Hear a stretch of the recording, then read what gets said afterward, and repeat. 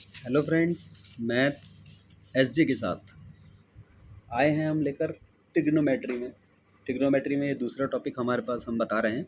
Second topic है, ये है हमारे पास क्या, समकोण त्रिभुज और उसके थोड़े से समकोण त्रिभुज जिसका एक कोण समकोण होता है। एक कोण कितने का, 90 डिग्री का। कितने का, 90 डिग्री का। ठीक, उसको हम समकोण बोलते हैं। और समकोण त्रिभुज में हमारे पास जो ये बड़ी लाइन होती है, ये वाली, इसको बोलते हैं हम कर्ण। क्या बोलेंगे, कर्ण। क्या है, कर्ण। और इंग्लिश में हम बोल देते हैं इसको हाइपोटेन्यूस।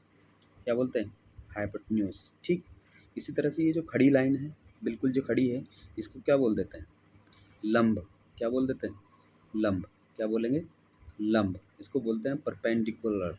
क्या बोलेंगे, परपेंडिकुलर। ठीक, आगे देखते हैं। ये जो नीचे है, नीचे टिका हुआ हिस्सा, ये हो गया हमारे पास क्या, आधार।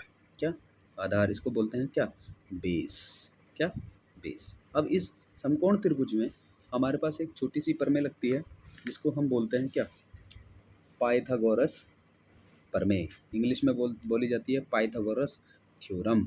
ठीक, इस पाइथागोरस थ्योरम क्या होती है, पाइथागोरस थ्योरम, पाइथागोरस थ्योरम होती है हमारी कि समकोण त्रिभुज में हमारा कर्ण का वर्ग शेष दो भुजाएं लंब और आधार के वर्ग के योग के बराबर होता है। ठीक, इतनी बात मैंने लिखी नहीं, ये छोटा सा शॉर्ट फॉर्म इसमें डाल दिया आपको लिए कि कर्ण का वर्ग बराबर लंब का वर्ग प्लस आधार का वर्ग। ये ध्यान रखें कि हमारा कर्ण क्या है, जो 90 डिग्री के सामने वाला है। ठीक, और लंब क्या है, लंब है जिस कोण को हम लेंगे उसके सामने वाला। मान लो हमने ये कोण लिया है, तो इसके सामने वाला क्या होगा, लंब। क्या होगा, लंब। मान लो हमने ये कोण के बारे में बात करी, बीटा कोण के बारे में करी, तो इसके लिए लंब अब क्या होगा, हाँ बिल्कुल सही, इसके सामने वाला, ये इसके लिए लंब हो जाएगा।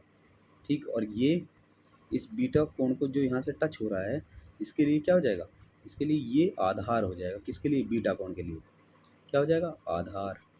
ठीक, अभी इस कोण के लिए आधार कौन सा है, ये। चलिए, ये बात हम फिर बाद में आपको बता देंगे। आगे देखते हैं, पाइथागोरस के बारे में बात कर रहे थे। पाइथागोरस क्या है, पाइथागोरस हमारी कर्ण का वर्ग लंब के वर्ग जमा आधार के वर्ग के बराबर होता है।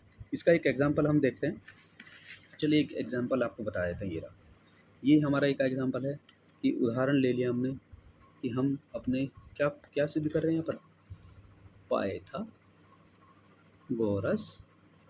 प्रमेय को देख रहे हैं कि ये सही होगा। ठीक, हमने यहाँ पर एक ट्रायंगल ले लिया, छोटा सा ट्रायंगल ले लिया। कैसा ट्रायंगल, ऐसा ट्रायंगल जिसका कर्ण 5 है। ठीक, और लंब 3 है और आधार 4।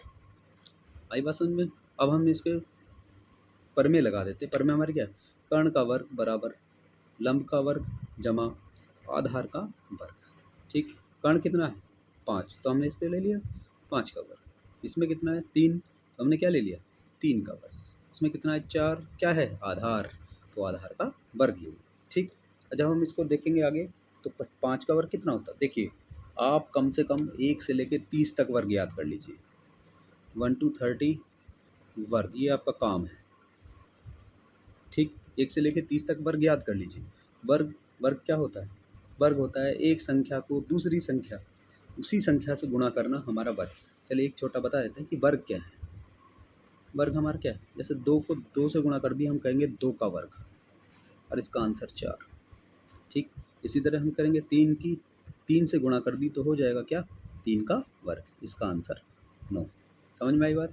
ऐसी 4 गुणा 4 करेंगे और 4 का क्या हो जाएगा, 4 का वर्ग इजिकल टू 16। बात समझ में आई। इसी तरह का आप 30 तक याद कर लीजिए। चलिए आगे देखते हैं। आगे हमने देखा कि 5 का वर्ग 25 और 3 का वर्ग 9 और 4 का वर्ग 16 होता है। ठीक, और जब हम इसको क्या करेंगे, जब हम इसको जोड़ेंगे तो आ गया 25 बराबर 25। तो हमारा ये सिद्ध होता है कि कर्ण का वर्ग शेष दो भुजाओं के वर्गों के योग के बराबर होता है। चलिए एक चित्र के द्वारा हम इसको समझते हैं। हमने क्या लिया, इसमें भी वही ले लिया, क्या, यही त्रिभुज ले लिया और उसकी एक भुजा का वर्ग कर लिया। मतलब उसकी एक भुजा को हमने वर्ग में बदल लिया। ये भुजा 5 सेंटीमीटर, ये भुजा 5 सेंटीमीटर, ये 5 सेंटीमीटर और ये 5, बन गया वर्ग। क्या होती है वर्ग के नियम क्या होते हैं, या वर्ग वर्ग का विवरण क्या होता है कि वर्ग में होता है सारी भुजाएं बराबर, देखो 5 5 5 5, ठीक। इसी तरह से हमने इसके इस साइड पे ले लिया 3 3 3 और 3, कितने वर्ग बने 3 3 3 में, 1 2 3 4 5 6 7 8 9, 9 वर्ग, ठीक। ऐसे ही 4 वाले में हमारे पास कितने वर्ग बने, 4 चौक 16 वर्ग। और ऐसे ही हमारे पास इधर 5 वाले में कितने वर्ग बने, 25 वर्ग। तो ध्यान से आप देख सकते हो इस चित्र के द्वारा कि पाइथागोरस थ्योरम क्या है, क्या कि कर्ण पर बने वर्ग हमारी दो भुजाओं पर बने वर्ग के योग के बराबर होता है। इन दोनों को जोड़ा है हमने, किन दोनों को जोड़ा है, इसको और इसको, 9 और 16 25, और वो एक 25 हमारी एक लाइन पर बन रही है। बात समझ में आई। तो पाइथागोरस क्या है, समकोण त्रिभुज में कर्ण का वर्ग शेष दो भुजाओं के वर्गों के योग के बराबर होता है। बात समझ में आई, ठीक। अगर ये बात समझ में ना आई हो दोबारा देख लें कि समकोण त्रिभुज में कर्ण का वर्ग, जो हमने यहाँ करा था कर्ण पर वर्ग, इस ये कर्ण है, बताया था ये कर्ण है, और ये क्या है आधार, और ये क्या है लंब, ठीक है। तो कर्ण का वर्ग अपने आधार के वर्ग और लंब के वर्ग के योग के बराबर होता, ठीक है। इसकी प्रैक्टिस कर लेना, एक दो सवाल हम देते हैं आपको कि मान लो कर्ण दे रखा है, कर्ण क्या दे रखा है, कर्ण दे रखा है 9 और आधार दे रखा है 3 और लंब दे रखा है